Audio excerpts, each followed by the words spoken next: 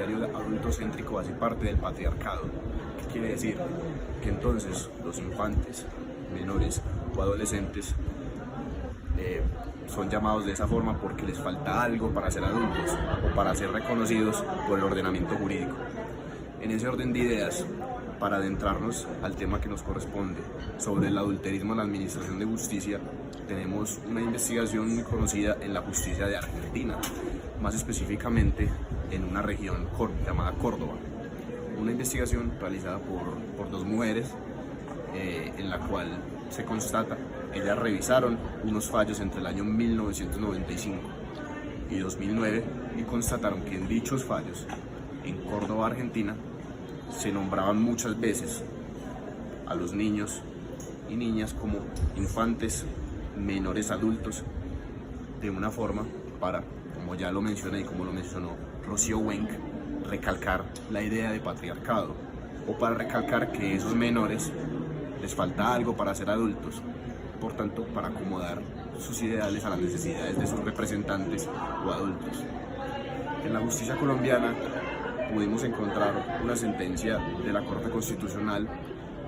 Para nosotros queríamos buscar una sentencia de la Corte Constitucional porque entendemos que este tribunal es quien tiene la guardia y la supremacía de la Constitución en el orden jurídico. Por tanto, como lo señala el artículo 44 de la Carta Política, los derechos de los niños prevalecen sobre los demás. Por eso creímos que la Corte Constitucional, en todas sus providencias, iba a ser totalmente pulcra, en usar unos términos más cordiales para referirse a los niños. Podría utilizar términos como niño, niña o adolescente. Sin embargo, por ejemplo, la sentencia T384 de 2018, en la cual se resuelve una tutela interpuesta por una mujer en representación de sus dos hijos menores, por supuesto, tras iniciar un proceso de custodia contra su expareja, por considerar que los jueces de instancia vulneraron sus derechos fundamentales al debido proceso por un yerro probatorio. Entonces, por tanto, ella interpuso tutela, la Corte Constitucional la revisó y constató pues que en efecto se debe realizar un estudio jurídico a fondo de la tutela, y en ciertos apartes que podemos ver se refieren a los hijos de ella, esa mujer, como niña o menor adulto. No se refiere de una forma distinta como para mostrar que los niños, los derechos de los menores o de los hijos en este caso, prevalecen sobre los de los demás, de acuerdo con el artículo 44 de la Constitución. Joven es la palabra que los adultos han llamado a las personas que carecen de madurez, de una capacidad, de una madurez en cuanto a sus responsabilidades con la sociedad. Es así como la juventud o los jóvenes están destinados a siempre permanecer por debajo de los adultos. A esto se les llama un sistema de dominación, en el cual los adultos siempre van a estar por encima de los jóvenes, niños, estos incluyendo niños y niñas. Es así como tenemos el sistema denominado adultocentrismo, el cual se basa en que siempre los jóvenes van a estar un peldaño por debajo de los adultos. Es así como esto se evidencia en la administración de justicia, específicamente en el artículo 54 del Código General del Proceso, en cuanto a la comparecencia ante un proceso. ¿Qué quiere decir? Que las personas que comparecen ante un proceso son las que tienen el atributo de la personalidad, capacidad, las cuales pueden adquirir y desarrollar obligaciones. Dentro de la capacidad tenemos que los jóvenes o menores de 18 años no pueden hacer parte de un proceso, no pueden comparecer directamente a un proceso, sino tienen que ser representados por su padre o madre o representante legal. ¿Esto qué quiere decir? Que si bien digamos el objeto del proceso está basado en la relación jurídica que tiene ese joven o ese menor, va a pasar a ser titular su representante legal, lo que quiere decir que siempre el representante legal, al ser adulto, va a tener una prevalencia sobre la voluntad del joven en cuestión. Pero esto, digamos, es relevante siempre y cuando se mire otra solución o una alternativa al adultocentrismo. ¿Esto qué quiere decir? Que tenemos que mirar caminos para los cuales, digamos, se nivele la balanza. en cuanto a oportunidades, en cuanto a la administración de justicia al comparecer ante un proceso, y esto se hace mediante digamos, lo que se llama una acción juvenil política. ¿Esto qué quiere decir? Que los jóvenes tienen que tomar su liderazgo y su papel, digamos, preponderante en la política y en la administración, digamos, de la justicia y jurisdiccional en Colombia, mediante, digamos, protestas, que digamos que fue un fenómeno que se vio bastante durante 2021 y 2020, los cuales fueron fenómenos mayoritariamente juveniles, los cuales buscaban una mayor participación, mayor oportunidades. Digamos que el gobierno, al ser totalmente adultocéntrico, que proveera garantías para que los jóvenes pudieran participar de una manera más activa y que estos pudieran ejercer un papel mucho más preponderante en la política colombiana. Es así como tenemos, digamos, una alternativa al adultocentrismo, porque nada serviría hablar del adultocentrismo si no proponemos un cambio. ¿Esto qué quiere decir? Que mediante la acción, digamos, juvenil política se pueden hacer grandes cambios y se puede equiparar la balanza a favor de los jóvenes. Es así como digamos a una estrategia en los cuales los jóvenes se hacen mucho más activos en la participación del aparato jurisdiccional en Colombia, mediante acciones de tutela, mediante acciones públicas de inconstitucionalidad, así como comparecer ante un proceso de una forma autónoma sin representante legal. Bueno, con base a lo anterior, también podemos hablar y precisar sobre los derechos de la niñez y los adolescentes con mayor frecuencia. No obstante, es necesario recordar principalmente que la sociedad actual se construye en una buena medida invisibilizando las voces de las niñas, los niños y los adolescentes, y que existen muchos sectores de la población que consideran esta práctica vigente, y pues muchos conocemos frases como usted no me contradiga, aquí el adulto soy yo, o también otra frase que es muy común, la cual es que dicen que este niño es mío y con él puedo hacer lo que quiera. Entonces estas frases forman parte de una perspectiva adultocéntrica que consiste principalmente en que las personas adultas consideran que los niños son inferiores a ellos y pues que ellos son superiores en los espacios en los que conviven e interactúan cotidianamente, como ya sea en la casa, en la escuela o en la comunidad. Y pues encontramos como prácticas comunes que las personas adultas realizan, que es el olvidar que las niñas, los niños y los adolescentes tienen los mismos derechos que ellos, y pues también ellos minimizan sus ideas y sus propuestas, es decir, las ideas y propuestas de los niños. También descalifican sus necesidades y sus sentimientos, y pues no los escuchan y tampoco les permiten expresarse. Otra de las cosas también es que normalizan las violencias al considerar que son parte de su educación, y también consideran que sus derechos están condicionados a cumplir con una obligación. Entonces pues las consecuencias negativas de estas prácticas afectan los derechos humanos básicos de los niños, las niñas y los adolescentes al momento de discriminar, subordinar y relegar sus ideas y también sus propuestas y sus sentimientos, y solo por el hecho de tener una edad menor. Entonces lo que a largo plazo genera relaciones asimétricas, además de producir y perpetuar el autoritarismo.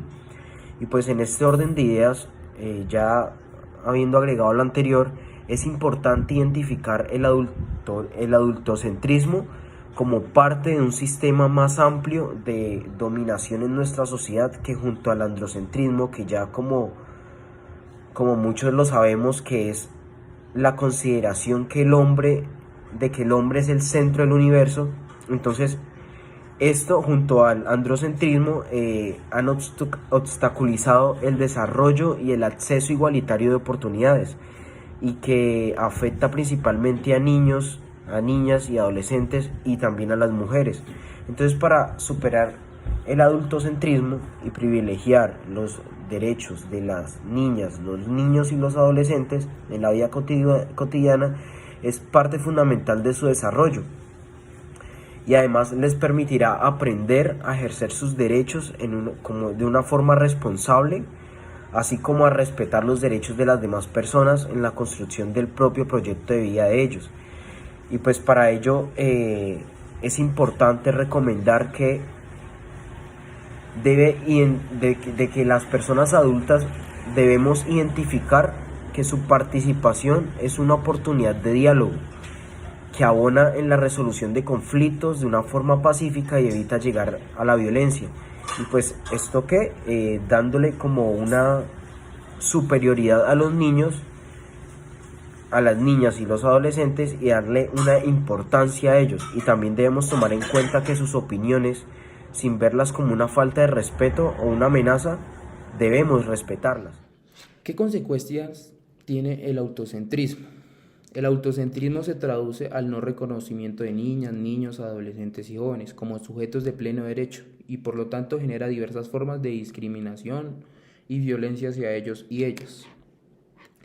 Bueno, desde la lógica de la autocentrística es imposible construir como relaciones intergeneracionales basadas en una forma horizontal.